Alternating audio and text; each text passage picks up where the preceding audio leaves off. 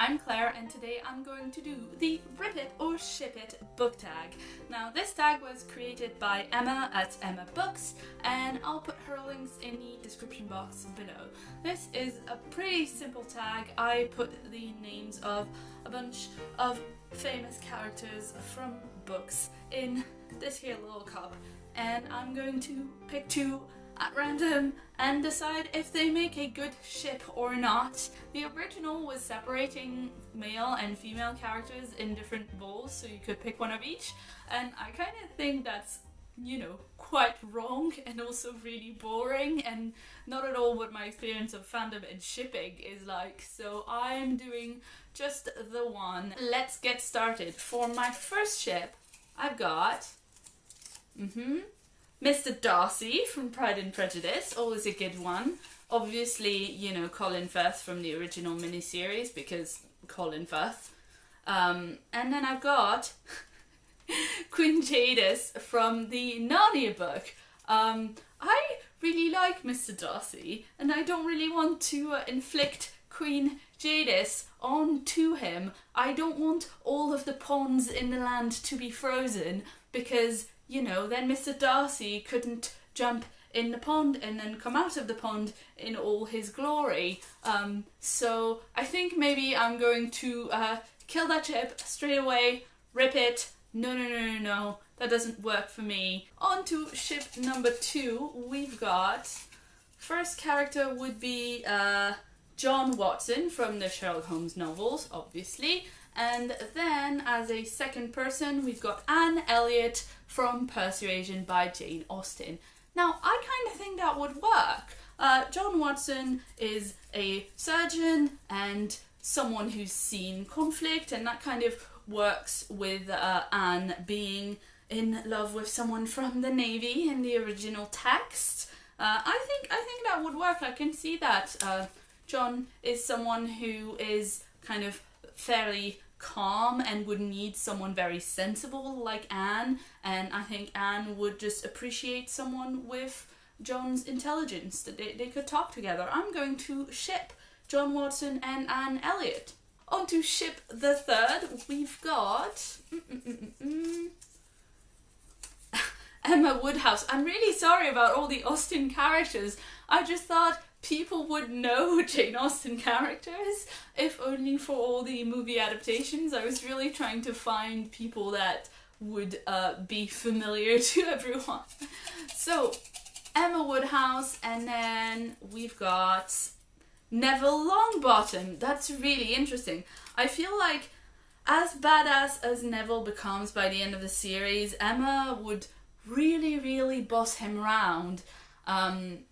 I think for this one I really have to look at Emma at the end of the novel and then Neville at the end of the novels as well, because that's, when they're at the best of themselves. I wouldn't inflict Emma from the beginning of her book onto anybody, really. I kind of feel like the man who's going to be happy in a relationship with Emma Woodhouse needs to be someone who's very strong-willed and also can understand her and can, deal with her BS and call her out on it. And I'm not sure that Neville would be the person who'd be able to call her out, although, I don't know, because he got those points from Dumbledore at the end of book 1 for calling his friends out. I don't know. I can't really see it, but let me know in the comments what you think, if you think I'm making a mistake. I'm going to, kill it, but not kill it with fire. I'm going to gently lay it to rest. Now, for my fourth ship, I've got, firstly, Daenerys Targaryen, from, of course, A Song of Ice and Fire.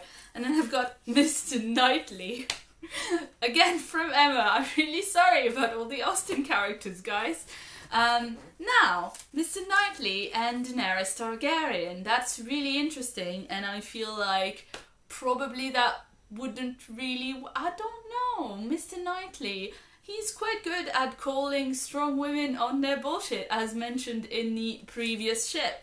And, he's an aristocrat. He might be worthy of Daenerys. I don't know. because I like them both, but I kind of have a feeling that Mr. Knightley would do with Daenerys as he did with Emma in the book, and kind of just stand aside and watch her, you know, flirt with everyone and suffer in silence like someone else in A Song of Ice and Fire who in fact does exactly that. I think Mr. Knightley and Daenerys Stormborn of House Targaryen is a ship that I can absolutely get behind, but it would be a ship where Mr. Knightley would basically be Jorah Mormont, and he would be hopelessly in love with Daenerys, and she would be kind of like, I know he loves me, but it's highly inappropriate, and I'm just not going to broach this subject. And actually, if you think about it, the age difference between Mr. Knightley and Emma Woodhouse is about the same age difference as Jorah and Daenerys, so I think that totally works. I'm going to ship it as a doomed ship. For number 5, we've got, firstly, Susan Pevensey from the Narnia books, and then we've got Severus Snape. No, I cannot deal with the age difference. I'm going to absolutely rip that ship. Although if the timelines did match and they were the same age at the same time and it wasn't kind of gross, then he would probably massively fall in love with her, because I feel like she's got the same type of personality as Lily. I thought that I would only do 5, but I'm having way too much fun, so I'm going to keep going. Next, we've got Remus Lupin, my favourite Harry Potter character. And then we've got Frodo Baggins. Remus Lupin and Frodo Baggins. I can kind of see it.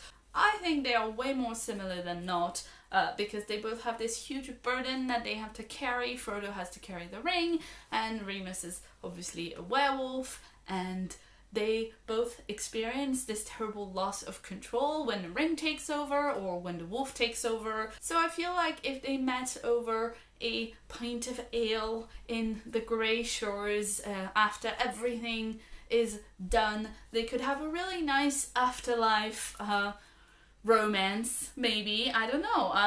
I think that works, although, you know, I think that Remus in the afterlife would want to be with Sirius, because that's like my personal OTP, but OTP notwithstanding, I think I see it working. I definitely see it working because they're so similar and they're good guys and I love them both.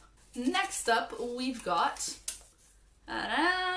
Samwise Gamgee. We were just talking about your boyfriend Frodo. And then we've got Luna Lovegood, Sam and Luna. Yeah, definitely. I think so. I kind of like the idea of like old Sam and old Luna in the garden, kind of, you know, working together and maybe sitting by the fire, and she's talking about some new wacky theory that's in the paper and some kind of discovery or other, and Sam is just like, yes dear, yes, and he has no wish ever to go adventuring. I was always a big Neville and Luna shipper, and I feel like Sam is kind of close to Neville in terms of his character, where he's so sweet and loyal, and you kind of think of him as bumbling, and then he turns out to be this hero of the ages that you didn't necessarily expect, and you know, instinctively it feels like a good, decent ship. So now I've got Sansa Stark and trying to remember who's left, and Ginny Weasley. Ooh, redhead power couple.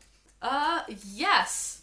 Actually, I think they're very similar to one another, and I think they've both gone through experiences of bullying and emotional manipulation that would kind of help them bond over that stuff. I mean, you know, Ginny when she was 11 was possessed by an evil spirit, and then Sansa when she was not much older than that, she was 13 in the book when she was subjected to Joffrey on a regular basis, and then Littlefinger, and that's just no better really. I mean, you know, he's squeaky around Sansa. I don't like it. Now, yeah, no, I think I can definitely see Jenny and Sansa just, you know, getting together and taking over the world. That's something that, yeah, I'm gonna look for that on the internet later because I think it would be really interesting fic to read. I'm running out of names now, so I'm going to just one more because these are hilarious. So I've got Jon Snow, again from A Song of Ice and Fire, and Leanne. Who's next? We've got Katniss Everdeen from The Hunger Games. And, yes, I can definitely see it. Jon loved Ygritte, who was, you know, completely a badass and an archer and a hunter, and that works with Katniss. Would Katniss like Jon Snow? I'm not certain. I mean, he's certainly a likable character. However, I don't feel like we get a good grasp on what Katniss would do, who she would fall in love with in the books if it weren't for the games, because all the stuff with Peter is all for the cameras, and then after she comes back she's really not the same person.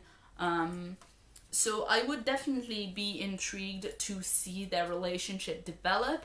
I'm not sure it's 100% a given, but I definitely would not want to kill it dead with fire straight away. So this was the Rip It or Ship It book tag, and it was pretty cool. I was actually expecting to be a lot more clear-cut on a lot more of those ships, but it was actually quite a bit of, maybe I'd read that. So I guess what we've learned today is that I would read a lot of different fic, and I don't think that's surprising in the slightest. I'm not quite sure who to tag for this because I think a lot of people have already done this, but if you'd like to do this tag, please be my guest and say that I tagged you.